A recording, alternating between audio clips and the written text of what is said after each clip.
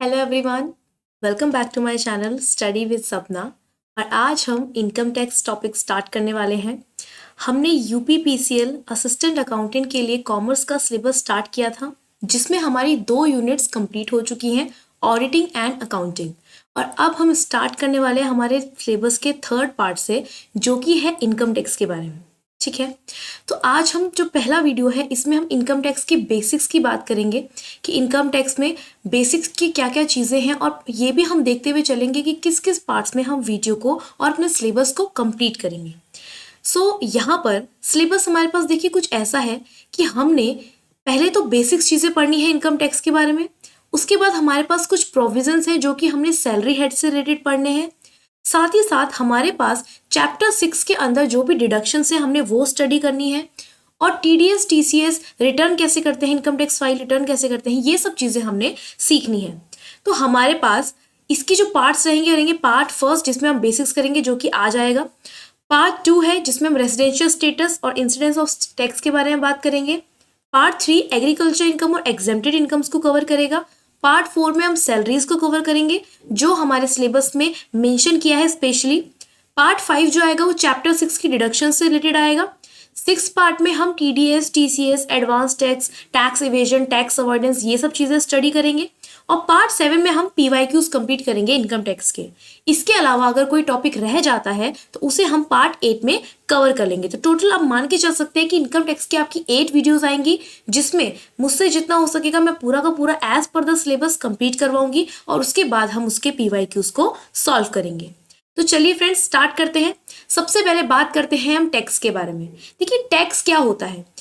Government हमारे लिए इतनी सारी चीज़ें कर रही है, वो हमारे लिए इंफ्रास्ट्रक्चर डेवलप कर रही है, हमारे लिए स्कूल्स बनवा रही है, हॉस्पिटल्स बनवा रही है, रोड्स बनवा रही है, बिल्डिंग्स, डैम्स, ये सब चीज़ें बनवा रही है। लेकिन इसके लिए पैसा कहाँ से आ रहा है? तो हम ही पैसा गवर्नमेंट को पे कर रहे हैं in the form of tax. ठीक है, तो टैक्स क्या होता है?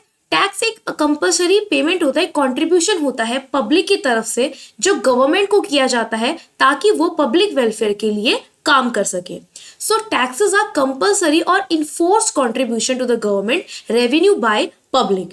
Government may levy taxes on income, business profits, wealth or add it to the cost of some goods, services and transaction. तो सिंपल, जब हम कंपल्सरी पेमेंट करते हैं गवर्नमेंट को हमारे ही वेलफेयर के लिए, उसे हम कहते हैं टैक्स। और गवर्नमेंट के लिए एक रेवेन्यू सोर्स होता है। हमारे पास 2 तरीके के टैक्सेस होते हैं, direct taxes, indirect taxes. Direct taxes जिसका बर्डन आप शिफ्ट नहीं कर सकते, जिस पर वो लागू हुआ है वही उसको पे करेगा। ठीक है, इनडायरेक्ट टैक्सेस जहां पर आप अपने बर्डन को शिफ्ट कर सकते हैं, जिस पर्सन के ऊपर वो टैक्स लगा है वो ना पे करके कोई दूसरा उसे पे करता है। अगर हम डायरेक्ट टैक्स की बात करें तो यहाँ पर हमारे पास एग्जाम्पल होता है इनकम टैक्स, जो कि हम पढ़ने वाले हैं। और इनडायरेक्ट टैक्स की बात करें तो आप एग्जाम्पल ले सकते हैं GST, goods and services tax. ठीक है, तो यहाँ पे गुड्स एंड सर्विस टैक्स किसका एग्जाम्पल है? इनडायरेक्ट टैक्स का। और इनकम टैक्स डायरेक्ट टैक्स का। तो tax of which incidence and impact fall on the same person, उसे हम डायरेक्ट टैक्स कहते हैं, सच एज इनकम टैक्स।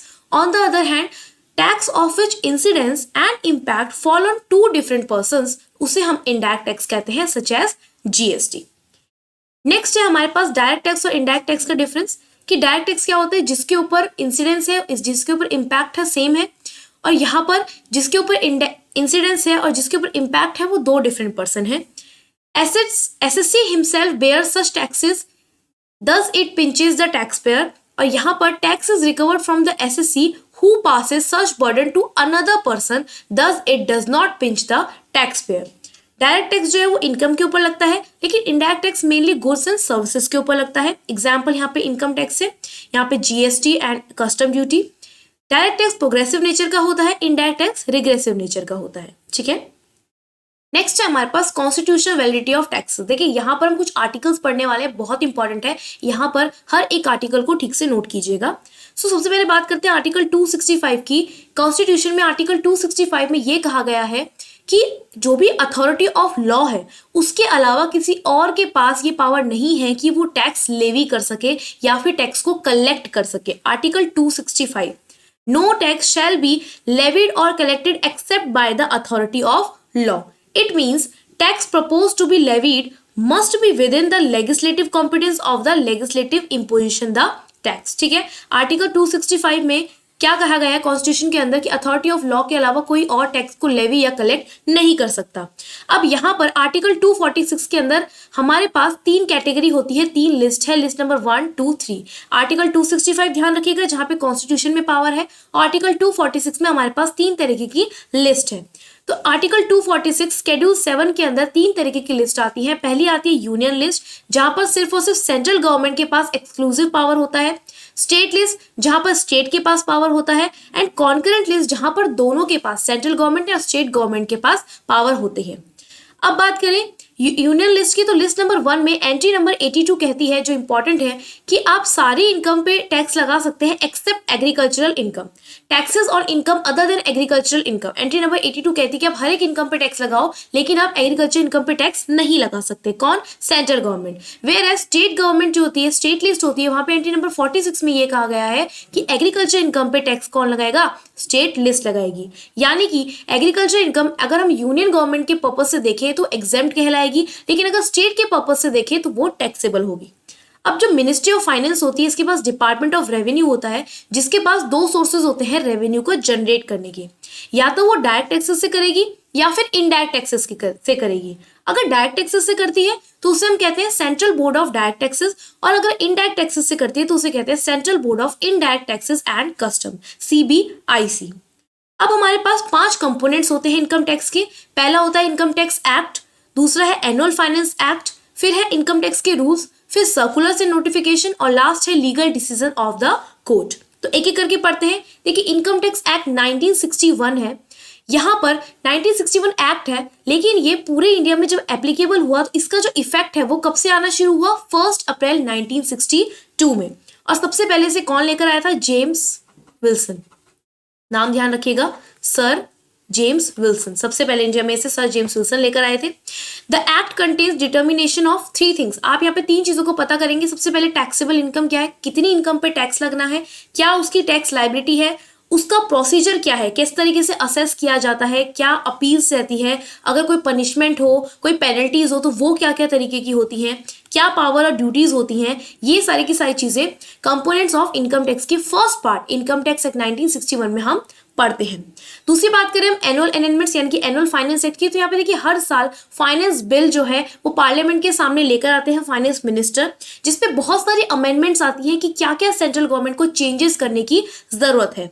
जब वो फाइनेंस बिल हमारे दोनों ही हाउसेस में पास हो जाता है और उस पे प्रेसिडेंट की एसेंट मिल जाती है, तो वो बन जाता है हमारा finance act. If on the first day of April of the assessment year the new finance act has not been enacted, the provisions in force in the preceding assessment year or provisions proposed in the finance bill before parliament, whichever is more beneficial to the assessee, will apply until the new provisions become effective। जब तक नई provisions effective नहीं होती तब तक हम पुराने previous laws को, पुराने provisions को follow कर सकते हैं जो बिल के अंदर बनाए गए थे, जब तक वो बिल एक्ट नहीं बनता। ठीक है, तो ये सिंपल एनुअल फाइनेंस एक्ट के बारे में है। अब रूल्स जो है, रूल्स आते हैं सेक्शन 295 के। कौन रूल्स लेकर आता है? CBDT, central board of direct taxes. ये जो रूल्स होते हैं ये ऑफिशियल गैजेट में शो कर दिए जाते हैं, ठीक है, OG में, जहां पे सारी इंफॉर्मेशन एक जनरल पब्लिक को और हर एक पर्सन को जो टैक्स से रिलेटेड है उस तक इंफॉर्मेशन पहुंचाई जाती है कि क्या क्या रूल्स हैं, क्या क्या चेंजेस आएंगे। The rules were first made in 1962, जिन्हें हम इनकम टैक्स रूल्स 1962 कहते हैं, और उसके बाद से इसमें कुछ ना कुछ अमेंडमेंट्स टाइम टू टाइम किए जा रहे हैं। नेक्स्ट है हमारे पास थर्ड हमारे पास आता है सर्कुलर्स एंड क्लेरिफिकेशंस बाय CBDT। तो अंडर सेक्शन 119 यानी कि 119 बोर्ड इशू करता है कुछ सर्कुलेशन, कुछ क्लेरिफिकेशन। अगर कोई टॉपिक है जिसके बारे में कुछ चीज क्लियर नहीं है तो CBDT क्या करेगा? एक नया सर्कुलर, एक नया क्लैरिफिकेशन इशू करेगा जो हर कोई फॉलो करेगा, इनकम टैक्स अथॉरिटी भी और जो जनरल पब्लिक है वो भी। अब जो सर्कुलर्स होते हैं, सर्कुलर्स और क्लैरिफिकेशंस, वो इनकम टैक्स अथॉरिटीज के ऊपर बाइंड होते हैं, लेकिन SSC के ऊपर बाइंडिंग नहीं होते। यानी कि जरूरी नहीं है कि वो सर्कुलर्स और क्लैरिफिकेशन SSC फॉलो करे ही करे, लेकिन इनकम टैक्स अथॉरिटीज को वो फॉलो करना ही होता है। These circulars are not binding on the Income Tax Appellate Tribunal, ITAT। ये जो कोर्ट्स बनाए गए हैं, अपीलिएट ट्रिब्यूनल बनाए गए हैं, उनके ऊपर ये सर्कुलर्स बाइंडिंग नहीं होते। सिर्फ किसके ऊपर होते हैं? जो भी इनकम टैक्स अथॉरिटी है, एसएससी के ऊपर बाइंडिंग नहीं होते। लास्ट आता है फिफ्थ, ज्यूरिडिकल डिसीजन, यानी कि सुप्रीम कोर्ट में जो भी केस लॉज हुए हैं वहां से क्या रिजल्ट निकल कर आया, क्या नई नई चीजें आई, क्या कॉन्ट्रडिक्शन हुए, हाई कोर्ट ने क्या डिसीजन लिया, ये सारी की सारी चीजें हम पढ़ते हैं फिफ्थ कंपोनेंट में, ज्यूरिडिकल डिसीजन। इसके बाद हमारे पास आता है कि basics principle for charging income tax. जब हम इनकम टैक्स चार्ज कर रहे होते हैं तो कुछ बेसिक प्रिंसिपल हमें फॉलो करने होते हैं, जैसे कि सेक्शन 4 के अंदर बताया गया है, income of the previous year of a person is charge to tax in the immediately following assessment year. देखिए, हम प्रीवियस ईयर में कोई भी इनकम को अर्न करते हैं और उसका असेसमेंट है, यानी कि टैक्स लायबिलिटी हम निकालते हैं असेसमेंट ईयर में। ये बेसिक प्रिंसिपल है। Rate of tax is applicable as specified by the annual finance act. Annual finance act में जो भी रेट्स बताए गए होंगे उसके अकॉर्डिंग हम टैक्सेस चार्ज करेंगे। Further, though the Finance Act prescribes the rates of taxes in respect of certain income, Income Tax Act itself has prescribed specific rates, such as lottery। Lottery पे आपका 30% आपको देना होता है, LTCG का 20% है, STCG का 15% है। तो कह रहा है कि इनकम टैक्स एक्ट के अंदर अपने ही कुछ रेट्स होते हैं जिनको फॉलो करके टैक्सेस को चार्ज किया जाता है। नेक्स्ट है हमारे पास third point, in respect of income chargeable to tax, tax shall be deducted at source और पेड इन एडवांस। जो भी आप चाहे वैसा अप्लेबल कर सकते हैं, TDS कर सकते हैं या फिर पेड इन एडवांस। ये सारे टॉपिक हम डिटेल में आगे कवर करने वाले हैं। Section 4 is a charging section and it is a backbone of income tax. The tax liability arises by virtue of this section and it arises at the close of a previous year. However, the finalization of amount of tax liability is postponed to the assessment year. It follows the rule that liability of a tax is not dependent upon assessment. ठीक है, section 4 charging section है जो बताता है कि हमें किस किस तरीके से इनकम टैक्स में रेट्स को चार्ज करना है। ठीक है, इसके बाद हमारे पास आती है असेसमेंट ईयर की definition. Assessment year section 2 subsection 9 के अंदर कहा गया है कि वो ईयर जो 12 मंथ्स का पीरियड होता है और स्टार्ट होता है first day of April every year. It is the year in which the income is earn in the previous year is charge to tax. ये वो ईयर होता है जिसमें आप इनकम जो आपने अभी तक कमाई है उस पर आप टैक्स चार्ज कर रहे हैं, उसे कहते हैं असेसमेंट ईयर। फॉर एग्जाम्पल, अगर आपका असेसमेंट ईयर 2021-22 है, जो कि स्टार्ट हुआ होगा 1 अप्रैल 2021 से और खत्म हुआ होगा 31 मार्च 2022, इसका मतलब जो एसएससी है उसने इनकम कब अर्न करी होगी? 2020-21 में, और उसका असेसमेंट वो कब कर रहा है? 2021-22 में। नेक्स्ट है previous year. Previous year section 3 के अंदर आता है। तो प्रीवियस ईयर सिंपल वो ईयर होता है जो असेसमेंट ईयर से पहले आता है। इसको फाइनेंशियल ईयर भी कहते हैं। जिस साल में हम अपनी इनकम को अर्न करते हैं उसे हम कहते हैं प्रीवियस ईयर। ठीक है, नेक्स्ट है हमारे पास financial year. Financial year section 2 subsection 21 के अंदर financial year means the year commencing the first day of April. Same यह 12 मंथ्स का पीरियड है, 1 अप्रैल से 31 मार्च तक चलेगा। ठीक है, assessment year as well as previous year dual role play करता है। अगर फाइनेंशियल ईयर 2020-21 है तो असेसमेंट ईयर क्या हो जाएगा उसका?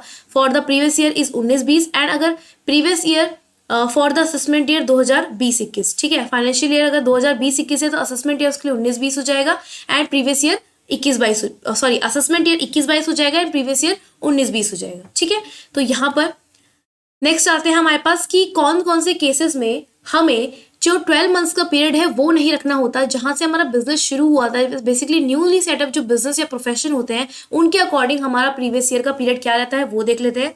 अगर बिजनेस नया सेटअप हुआ है तो जहां से बिजनेस सेटअप हुआ है वहां से 31 मार्च तक का आप टाइम ले लेंगे। नेक्स्ट है सोर्स ऑफ इनकम, जहां से आनी शुरू हुई है वहां से आप डेट को स्टार्ट करें। ठीक है, और उसको एंड करें 31 मार्च 2000 जो भी आपका ईयर चल रहा होगा। ठीक है, तो मतलब जरूरी नहीं है कि 12 मंथ्स का पीरियड हो, जहां से आपने स्टार्ट किया वहां से आप 31 मार्च तक टाइम ले लीजिए। लेकिन ध्यान रखिए उसके बाद से जो भी आप अपना असेसमेंट या प्रीवियस ईयर ये सब चीजें फॉलो करेंगे वो पूरा 12 मंथ्स का होना चाहिए। नेक्स्ट हमारे पास कुछ एक्सेप्शंस हैं जिस पर ये रूल नहीं लगता। हमने क्या पढ़ा है कि प्रीवियस ईयर में कमाई हुई इनकम पे आप टैक्स लगाते हैं असेसमेंट ईयर पे, जनरल रूल ये कहता है। लेकिन कभी कभी क्या होता है, प्रीवियस ईयर में ही जो आपने इनकम अर्न करी है उसे आप उसी साल टैक्स पे करना पड़ता है। कुछ एक्सेप्शंस है। पहला है कि अगर नॉन रेजिडेंट एसएससी की इनकम है फ्रॉम शिपिंग बिजनेस सेक्शन 172 के अंदर। दूसरा, अगर कोई पर्सन है जो इंडिया छोड़कर जा रहा है तो सेक्शन 174। अगर कोई इनकम है bodies form for short duration के लिए बनाई गई है, जैसे बीओपी बनाई जाती है, एसोसिएशन ऑफ पर्सन बनाया जाता है, सॉरी बीओआई बनाया जाता है, तो 174A।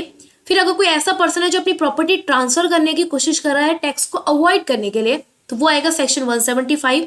अगर कोई डिसकंटिन्यूड बिजनेस से इनकम कर रहा है, यानी कि उसने इनकम जनरेट कर ली, अब वो बिजनेस को डिसकंटिन्यू करना चाह रहा है, तो वो आता है सेक्शन 176। इन 5 केसेस में आपको उसी साल टैक्स पे करना पड़ेगा जिस साल आपने इनकम अर्न करी है। और यहाँ पे ध्यान रखिएगा, सेक्शन 176 डिसकंटिन्यूड बिजनेस में असेसी के पास, असेसिंग ऑफिसर के पास डिस्क्रिशनरी पावर होती है, that is he may assess the income in the same previous year और may wait till the assessment year.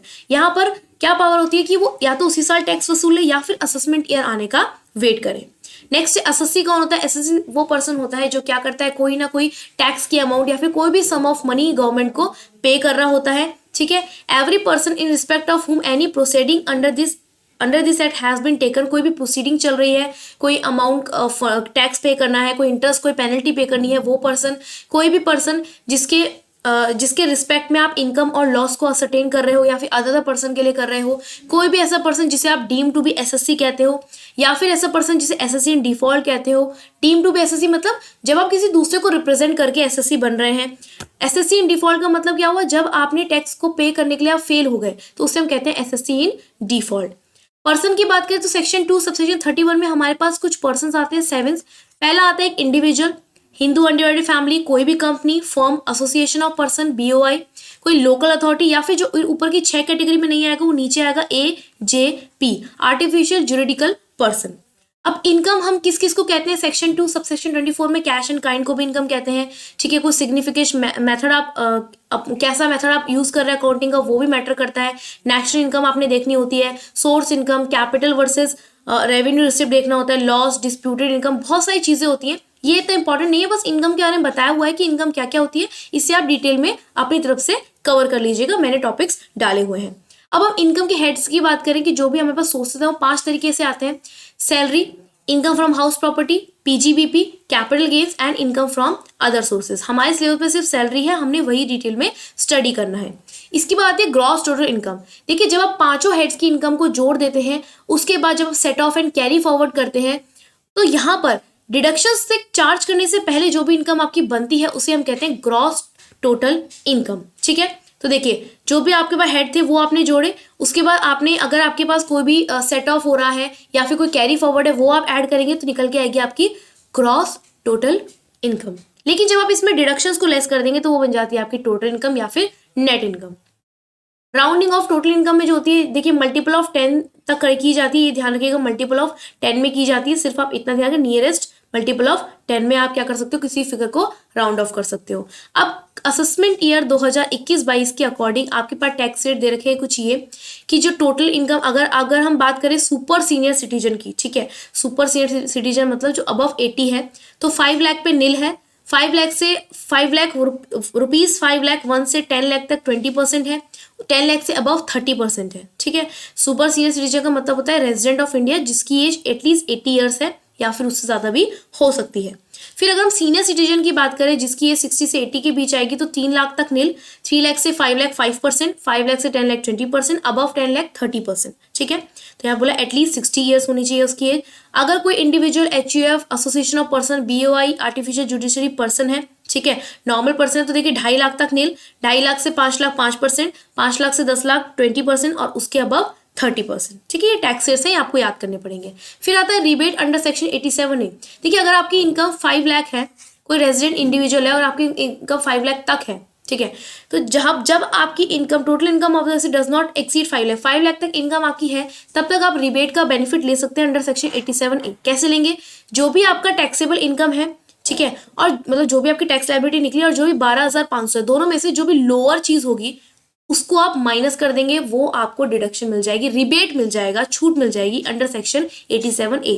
और हेल्थ एंड एजुकेशन सेस ये तो हर एसएससी को पे करना पड़ता है 4%, लेकिन आफ्टर सरचार्ज। लेकिन आप क्या देखेंगे, पहले टैक्स लायबिलिटी निकलेगी, फिर आप इसमें रिबेट चेक करेंगे, फिर आप सरचार्ज देखेंगे और फिर उसके बाद सेस को लगाएंगे 4%। ओके, नेक्स्ट है सरचार्ज। कुछ इस तरीके से लगता है, अगर आपकी 87A के अंदर आता है, देखिए ध्यान रखिएगा यहाँ पर rebate under section 87A, surcharge भी आता है after rebate under section 87A। जब आप रिबेट लगा ले उसके बाद आपको सरचार्ज लगाना होता है। 50 लाख तक नील होता है, 50 लाख से 1 करोड़ के बीच में 10%, 1 करोड़ से 2 करोड़ के बीच 15%, 2 करोड़ से 5 करोड़ 25% और अगर 5 करोड़ से ज्यादा आपकी इनकम जा रही है तो 37%, ठीक है। मार्जिन रिलीफ का मतलब होता है कि जब थोड़ी सी इनकम बढ़ाने की वजह से आपकी टैक्स लायबिलिटी बहुत ज्यादा बढ़ जाती है तो आपको कुछ ना कुछ रिलीफ मिलता है, ठीक है। टोटल इनकम अगर आपकी 50 लाख से ज्यादा है तभी आपको मार्जिन रिलीफ मिलता है, ठीक है। तो इसकी भी कुछ लिमिटेड कुछ फॉर्मूला है, जैसे कैलकुलेट आप करेंगे सरचार्ज, उसमें से माइनस कर देंगे 70%, ठीक है। 70% ऑफ इनकम माइनस 50 लाख, जो भी आपका डिफरेंस आएगा उसका 75% माइनस कर देंगे, या फिर मार्जिन रिलीफ आप इस फॉर्मूले से भी निकाल सकते हैं। मार्जिन रिलीफ का सिंपल आप मीनिंग ध्यान रखिएगा कि जब भी आप थोड़ा सा इनकम एक्स्ट्रा अगर अर्न कर लेते हैं उसकी वजह से आपको ज्यादा टैक्स पे करना पड़े तो उसकी रिलीफ आपको दी जाती है, जिसे हम मार्जिनल रिलीफ कहते हैं। नेक्स्ट है हमारे पास देखिए फर्म एलएलपी, इनके लिए जो है सीधा 30% टैक्सेबल रेट होता है और 12% लगता है सरचार्ज अगर इनकी इनकम 1 करोड़ से ज्यादा जा रही है, ठीक है। अगर अदरवाइज नील हो जाता है, मार्जिन रिलीफ तो लगना ही लगना है, उसके बाद 4% टैक्स लायबिलिटी लगेगा आफ्टर सरचार्ज। और यहाँ पर लास्ट में हमारे पास कंपनी के टैक्सेस बता रखे, डोमेस्टिक कंपनी है तो अगर उसका जो रेवेन्यू है जो टोटल टर्नओवर है वो अगर 400 करोड़ से एक्सीड नहीं है, 400 करोड़ तक है तो 25%, अदर केस है तो 30%, और अगर फॉरेन कंपनी है तो 40% आपको टैक्स पे करना पड़ेगा। सरचार्ज की बात करें तो अगर आपकी इनकम 10 करोड़ है तो डोमेस्टिक कंपनी में 12%, फॉरेन कंपनी में 5%। अगर आपकी इनकम 1 करोड़ से ज्यादा है लेकिन 10 करोड़ से कम है तो 7% डोमेस्टिक कंपनी, फॉरेन कंपनी 2%, और अगर आपकी इनकम 1 करोड़ से ज्यादा नहीं है तो दोनों में नील हो जाएगा। मार्जिन रिलीफ दोनों पॉइंट्स पे मिलेगा आपको, अगर इनकम 1 करोड़ है या फिर 10 लाख से 10 करोड़ से ज्यादा है, ठीक है। हेल्थ एंड एजुकेशन से तो 4% लगेगा लेकिन आफ्टर सरचार्ज ध्यान रखिएगा, ठीक है। तो प्रॉपर ध्यान रखिएगा, पहले टैक्स लायबिलिटी आप निकालते हैं, उसके बाद आपने टैक्स लायबिलिटी जब आपकी निकल जाए, ठीक है, उसके बाद आपने क्या देखना होता है, आपने रिबेट देखना होता है, फिर सरचार्ज देखना होता है, मार्जिन रिलीफ, और फिर लास्ट में एजुकेशन सेस आपको देखना पड़ता है। फाइनल टैक्स लायबिलिटी आपकी निकल के आती है, ठीक है। तो यहाँ पर ये वीडियो कंप्लीट होता है। नेक्स्ट वीडियो में हम इसका पार्ट 2 जो हम कवर करेंगे वो हम इसकी रेजिडेंस टैक्स लायबिलिटी और इंसिडेंस के बारे में पढ़ेंगे। तो ये बेसिक वीडियो था, ये आपने अपने बीकॉम लेवल पे पढ़ा होगा। फिर भी अगर आपको कोई डाउट्स होते हैं तो प्लीज़ कमेंट बॉक्स में उसे डाल दीजिएगा, मैं ज़रूर चेक करूँगी और रिप्लाई करूँगी। सो ये आज की वीडियो के लिए इतना ही, मिलते हैं नेक्स्ट वीडियो में, तब तक के लिए bye bye and take care.